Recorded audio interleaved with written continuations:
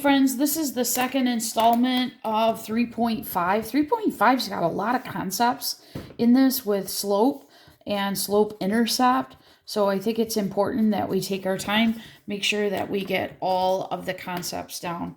Okay, we're going to be doing quite a few graphs. So if you don't have graph paper, you really need to get yourself some or print some off or do this on Cami export while we're doing this. I think that's really important. In fact, what I'm going to do is I'm going to go ahead and draw a whole bunch of axes on here. By the way, when we graph, we only do one graph per axis because, man, it gets really complicated. Okay, so again, our big formula, friends, is y is equal to mx plus b, where m is our slope, remember? And b is our y-intercept. So these equations are not going to be, remember, this is slope-intercept, okay? And standard form is a little bit different, okay? You'll still notice that we have some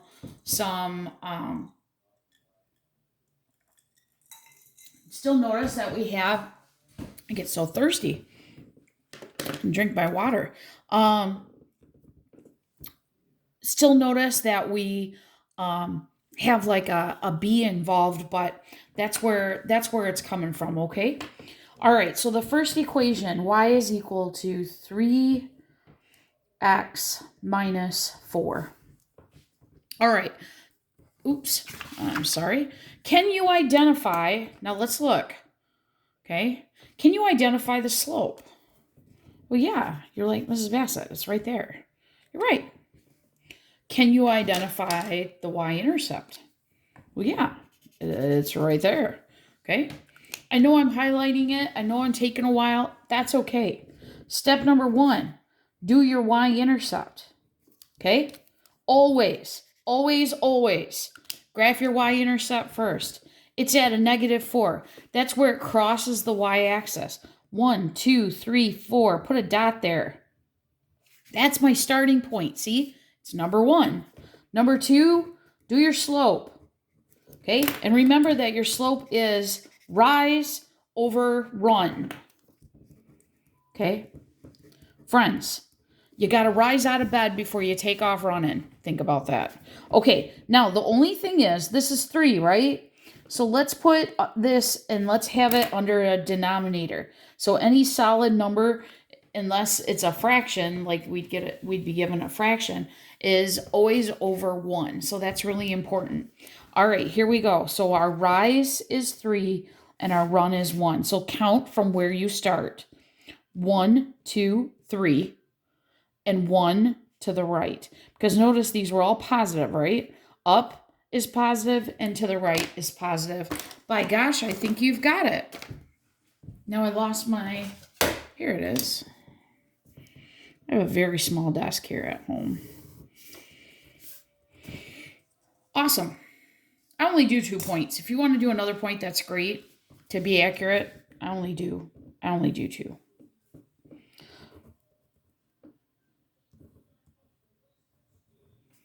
Okay, y is equal to 6.5. Whoa, timeout.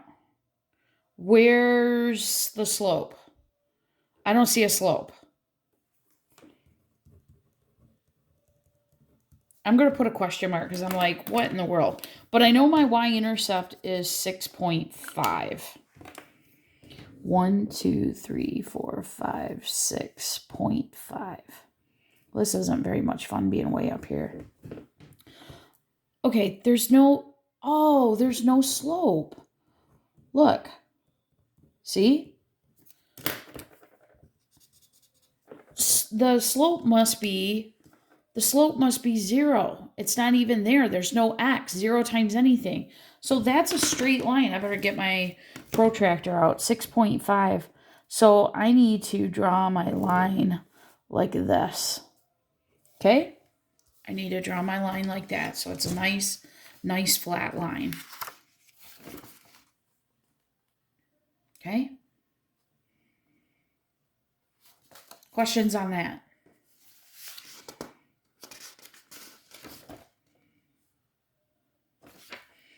All right, the next one. So y is equal to negative 6x plus 1. Okay. What's my slope? You're right, negative 6. In fact, let's go ahead and color that. Negative 6 over 1. Now notice it's not double negative. I always stick the negative up on the top, take care of the negative on the top, and I always go to the right. So you will never see me move to the left. I always go to the right. All right, 1 is my y-intercept. So I'm going to start here with this. Okay, 1. That means a dot at 1 on the y-axis. All right, so my rise is negative 6. I'm not rising, am I? I'm going down. So I'm going to count 1, 2, 3, 4, 5, 6, and 1 to the right. So let me ask you this. When I get done, and this is very steep, isn't it? Am I falling left to right? I am. Well, I should be because I have a negative slope. The other one I want to practice with you guys is, of course, what a vertical line, I'm going to make this a negative, what a vertical line looks like, the equation, so that it's different than the y line. Okay, so notice the x is over here, but then you have this number. Okay, so the slope here, it means this is how I have to do it, because I can't do it like 0x here, because you'd think this is the y-intercept. There is no y-intercept here, friends. X will always equal a negative 3. X will always equal negative 3. So put a dot at negative 3. And you know what? And put a dot at negative 3, 1, and negative 3, 2, and negative 3, 3. Because you know what? X will always be a negative 3. And if you think about it that way, you'll never get these wrong, because these can kind of be tricky. Okay, and you can't put these in on your calculator, because on your calculator, it is a y equals button. Oh, see some of my calculations I did with my, see how it's y equals? That doesn't work when it's an x. Okay.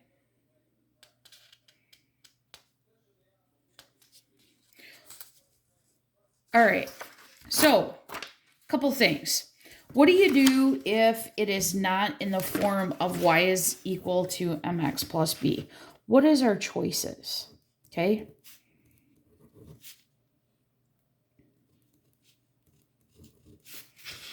All right, so I want to go back and definitely show you how, I want to show you how you can apply the last section and this section together to get the right answer. Okay. Because we are going to ask you to identify the x-intercept, but we are doing y-intercept form, so it's kind of weird. So the first thing I could do, friends, is I could take this, okay, and I could make this look like y is equal to mx plus b. Well, how could I do that? I could solve for y, couldn't I? So if I solve for y, let me use one of my handy pencils here. So I would get y all by itself. See why we kind of did this at the beginning of the year. So let's get everybody out of the way. So I would add 5x to each side. Now I'm going to put this here, but notice the negative 2 and the negative 5 can't be added together. But I do want to put it like this, so it looks like this. Do you see why I did that? See how I put it in front? Okay. As long as it has the right signs with it, it doesn't matter. I need to get rid of this negative. So I'm going to divide by a negative 1, and I'm going to divide everybody by a negative 1. So y is equal to a negative 5x, and negative 2 divided by a negative 1 is a positive 2. Okay, so here's my equation in y-intercept form. All right, what's my slope? You're right, negative 5. Okay. What's my y-intercept? Right here for 2. Okay. So I'm going to go ahead and I'm going to graph my y-intercept at 2. And then I'm going to follow my rise over run. So my rise is -5. 1, 2, 3, 4, 5. And then 1 to the right.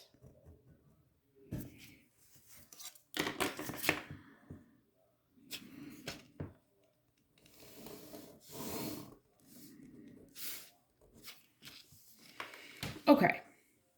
Now, I'm going to do the same thing, but I'm going to show you how to use your resources in your tool belt. Are you ready? Okay. So from the last section, okay, do you remember that we did X and Y intercepts, right? If it was in the form of AX plus BY equals C, okay? Remember that? So if I want to find where I land on the x-axis, I have to cover up the y value, okay? So what am I left with? -5x equals -2. All right, divide by -5, friends. You can get a decimal, that's not a big deal. What is that, 0.4, I believe? 0.4? All right, graph that. How do I graph 0.4? Well, it's not quite to, what? It's not quite to the middle. It's right there. Okay. All right, if I want to find where I go on the y-axis, I have to cover up the x. Now be careful, don't cover up that negative. So -y equals a -2. Divide by -1, and y is a +2. So put your dot at +2. Now what do we have in common here? Well, we both get the y-intercept, right? But this is a little bit different. But look at,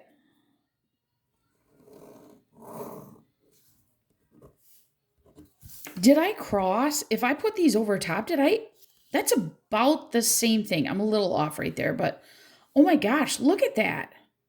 Okay, now, if you look, the work really, I mean, it looks pretty equal. I got to be honest. So you guys can just decide how you want to do it. You know, this tells, could you figure out the slope from this? Absolutely. Could you figure out the slope from this? Yes, you could. Okay, you could take this point and you could go ahead and subtract them. You're going to get the same answer. Okay, could you try to estimate your x-intercept here? Absolutely. Sure you could. Okay, just makes it kind of interesting. All right, let's try one more. I want you, we're going to use them and do it both ways. Okay.